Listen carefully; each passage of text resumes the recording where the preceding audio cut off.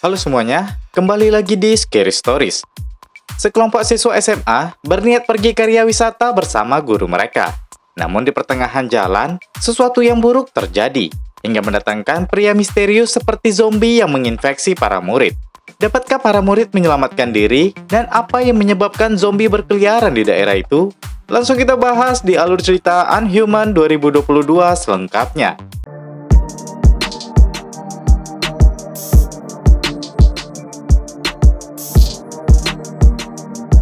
Di sebuah rumah, kita diperlihatkan seorang gadis yang sedang sarapan. Dia adalah Ivor.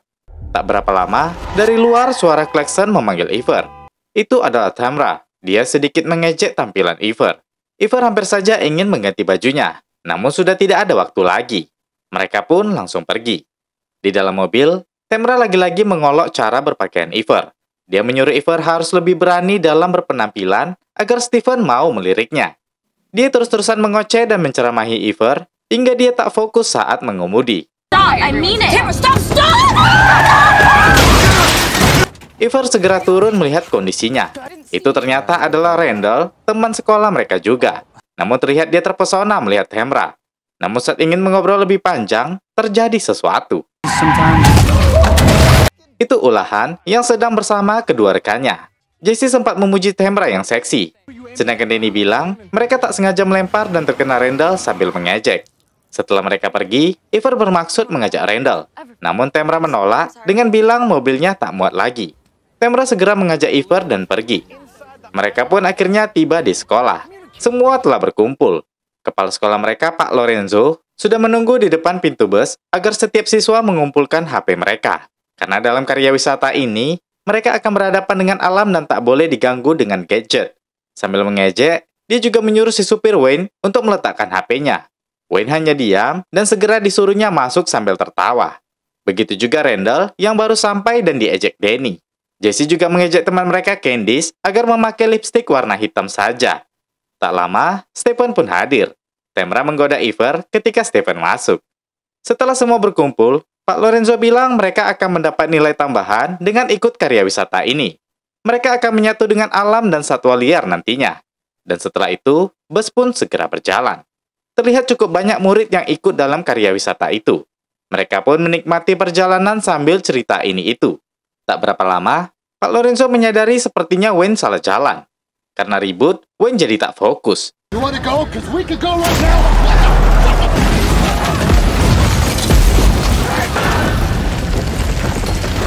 Untungnya para siswa hanya terluka. Namun mereka tak tahu apa yang tertabrak tadi. Tiba-tiba, ada yang memukul pintu bus. Tidak hanya sekali, dia memukulnya berkali-kali. Para siswa mulai panik. Radio nasional tiba-tiba memberi pesan dari kantor pertahanan sipil untuk semuanya pergi ke tempat penampungan terdekat dan segera mengunci pintu. Mereka akan terus memberi informasi kepada semuanya melalui radio. Terlihat ada orang di luar bus. Sepertinya dia yang memukul bus dari tadi. Dia mengetuk kaca pintu bus.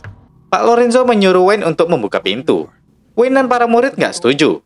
Pak Lorenzo bilang, kemungkinan dia yang tertabrak tadi dan sedang terluka. Dia pun membuka pintu bus dan menyuruh pria itu masuk.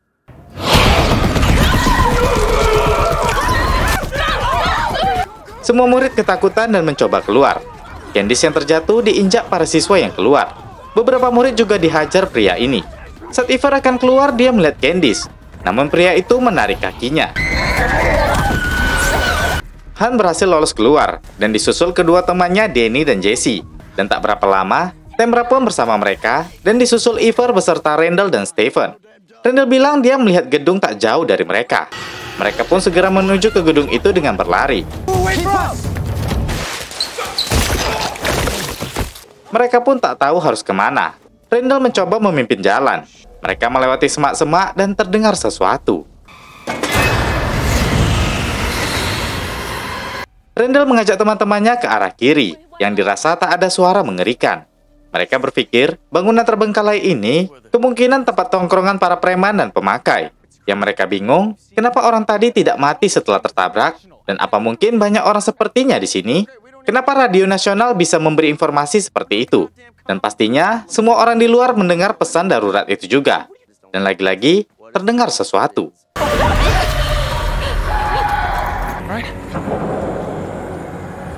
Mereka pun akhirnya masuk ke bangunan itu untuk berlindung. Mereka membagi tim untuk mencari benda-benda yang bisa mereka gunakan. Randall, Stephen, dan Iver ke atas. Mereka menemukan benda-benda yang bisa dijadikan senjata. Begitu juga mereka yang di bawah. Saat itu, Tamara mendengar teriakan di luar. Dia bilang ke Han kalau dia seperti melihat Ryan. Danny langsung datang menutup jendela itu. Di saat mereka berkumpul, Iver mendengar suara seperti Candice. Dia segera membuka kayu jendela untuk melihat keluar. Dan benar saja, itu Candice yang sedang meminta tolong. Iver berencana menolongnya, tapi Randall mencegah karena ada yang datang.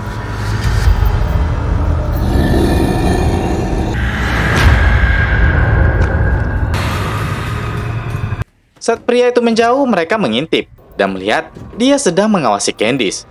Iver meminta ke teman-temannya untuk menolong Candice. Mereka tidak setuju karena sangat berbahaya. Terlihat pria itu mendekati Candice.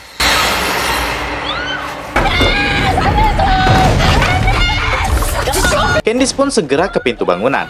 Namun pria itu langsung menangkap Candice.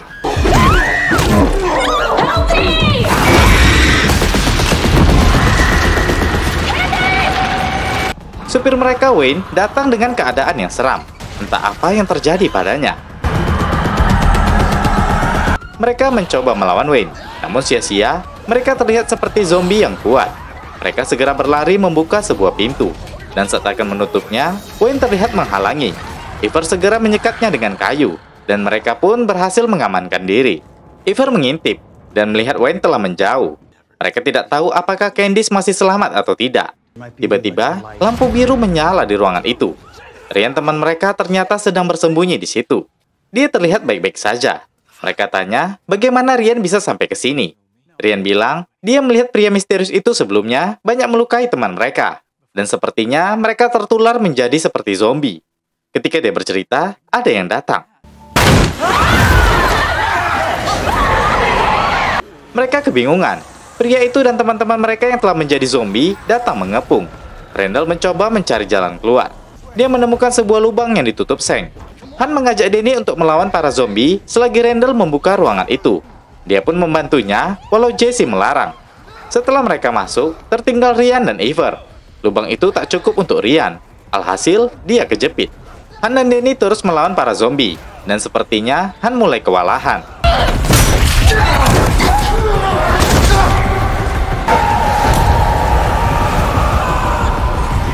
Melihat Han ditarik, Danny melarikan diri.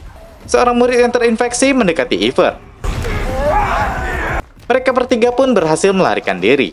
Setelah semua berkumpul, Iver tanya di mana Han. Danny bilang dia tak bisa menolong temannya itu. Para zombie terlalu banyak. Danny bilang ini semua salah Iver. Dia menjadi ribut, dan Jesse berusaha menenangkannya. Saat itu mereka baru sadar, tempat mereka sekarang dipenuhi patung-patung mirip dengan mereka. Mereka sepertinya memang dijebak ke tempat itu. Saat Ryan mencari patung yang mirip dengannya, terjadi sesuatu.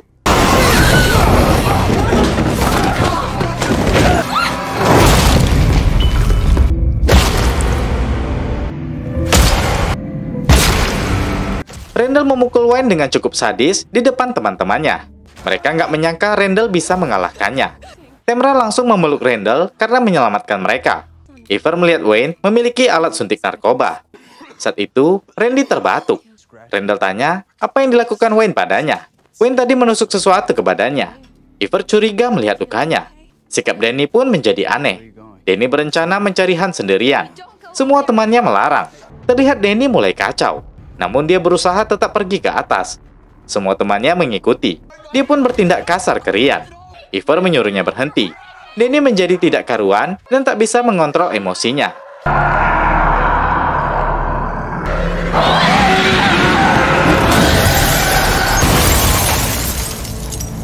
Jesse yang dekat dengan Danny terpukul melihat Danny yang terjatuh. Setelah mereka bersedih, tiba-tiba Danny bergerak.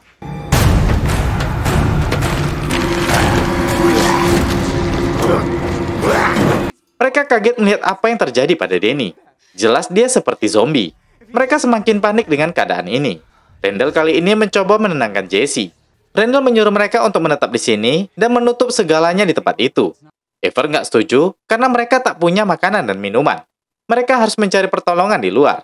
Jadi rencana Ivor, mereka harus menggiring para zombie ke satu sisi gedung, dan mereka bisa menyelinap keluar dari sisi lain. Randall nggak setuju, karena itu berbahaya. Dia tetap ingin membarikade semua pintu. Ivor bilang siapa yang memilih Randall menjadi pemimpin. Mereka menjadi adu argumen di situ. Karena menurutnya, tidak semua pendapat Randall harus didengar. Dia mengambil beberapa botol cat semprot untuk mengalihkan para zombie.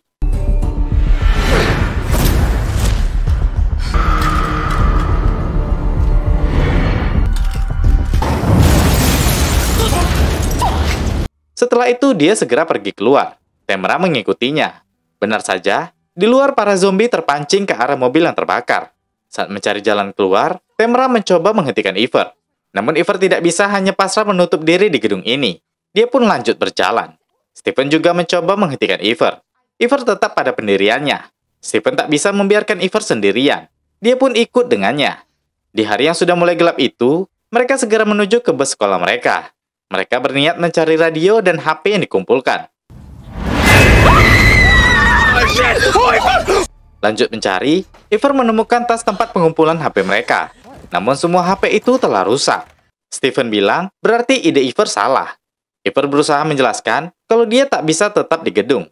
Semua tidak ada yang percaya dan sepele dengannya. Dia berusaha menyelamatkan Candice 2 kali, namun tetap dianggap salah. Stephen berusaha menenangkan Ivor dengan bilang tidak semua orang menganggapnya salah. Stephen selalu percaya dengan tindakan Ivor. Mereka pun hampir berciuman di situ.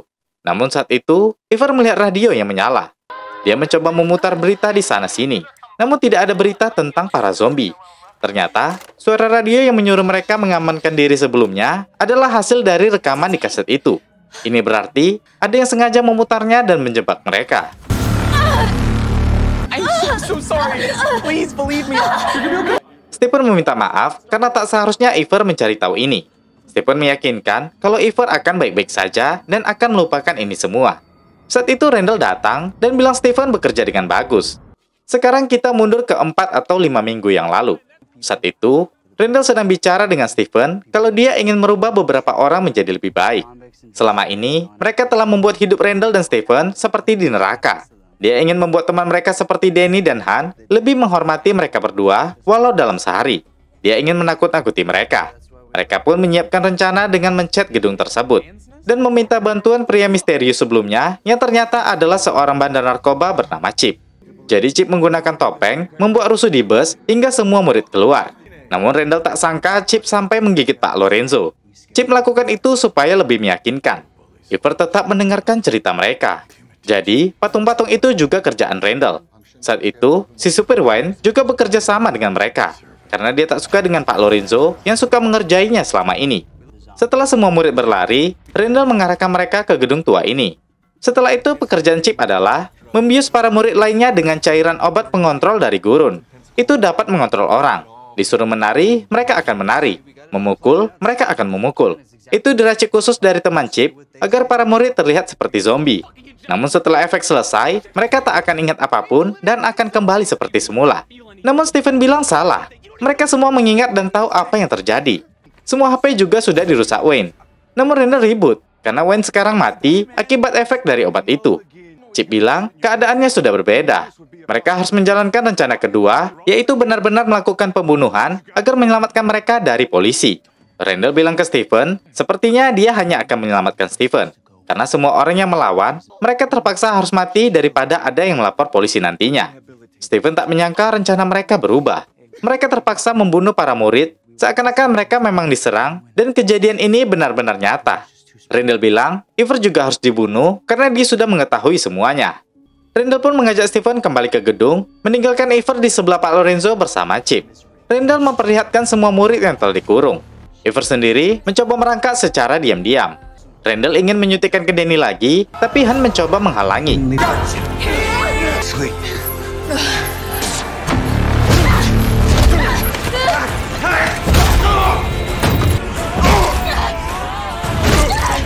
Randall menyuruh Stephen untuk menjaga sel para murid.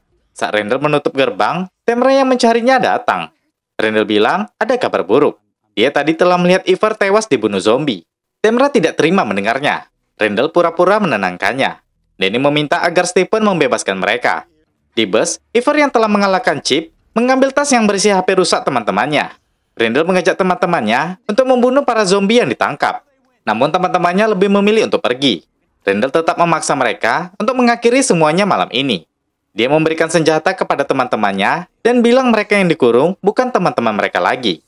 Saat mereka bersiap-siap untuk membunuh, Ivor dengan segera berlari menuju ke tempat mereka. Ketika Randall akan membuka gerbang, Ivor dengan cepat bertindak.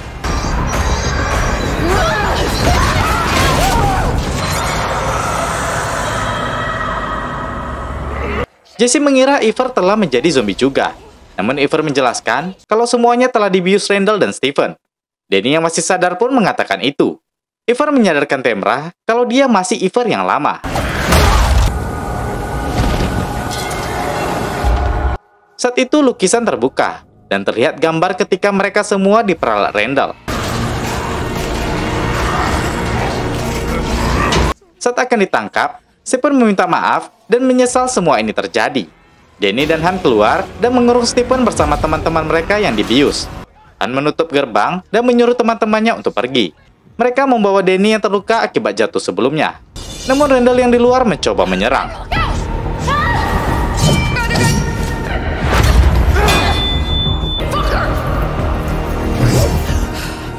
Randall mengajak Tamra bergabung dengannya. Tamra bilang dia tak akan pernah mau bersama orang seperti Randall. Jesse histeris melihat Danny menjadi korban. Ivor dengan cepat memberi senjata ke Jesse. Namun Randall belum berhenti. Ivor dengan cepat mengambil sesuatu dari kantungan HP. Ternyata itu adalah sarung tangan chip yang berisi suntikan.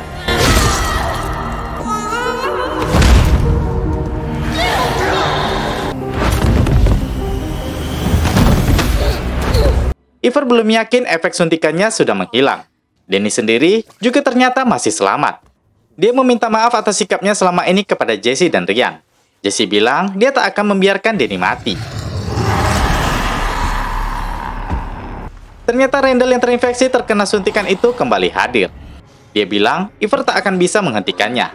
Ivor bilang benar, tapi teman-temannya bisa menghentikan. But they can't.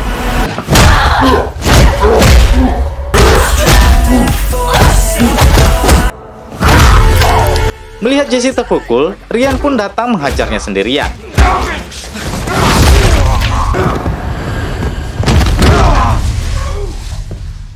Setelah Randall terjatuh, Ivor bangkit mengambil pedang tadi dan langsung bertindak.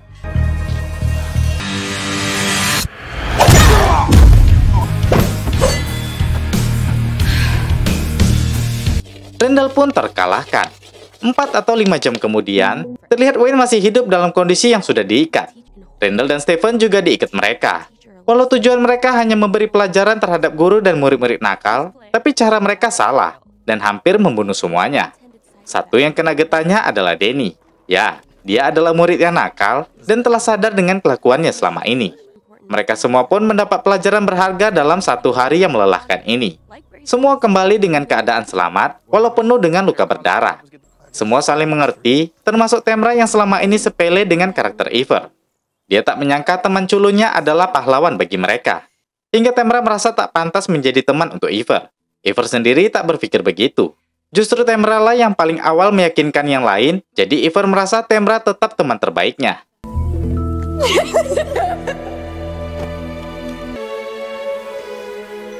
Setelah itu, Ivor membawa topeng kepada Chip yang telah mereka ikat di luar gedung. Setelah mengejeknya, dia pun pergi.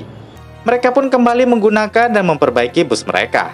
Saat bus berhasil dijalankan, ada lagi yang terjadi. I think we needed that. Ternyata Pak Lorenzo masih hidup. Dan cerita pun terakhir di sini, guys. Ingat guys, pembulian bisa saja menjadi pembunuh nomor 1 di dunia. Kenapa begitu? Karena selain melemahkan mental, hati, dan pola pikir, keadaan itu juga bisa membuat mereka malas melanjutkan hidupnya. Maka dari itu, siapapun kamu, stop pembulian ya. Karena kamu juga tidak ingin kan kalau keluarga kamu menjadi korban yang sama.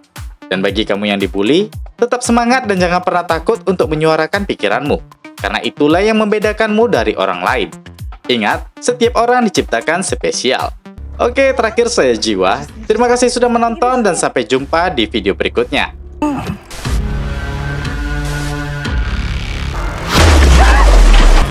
Look at this! Where are you going?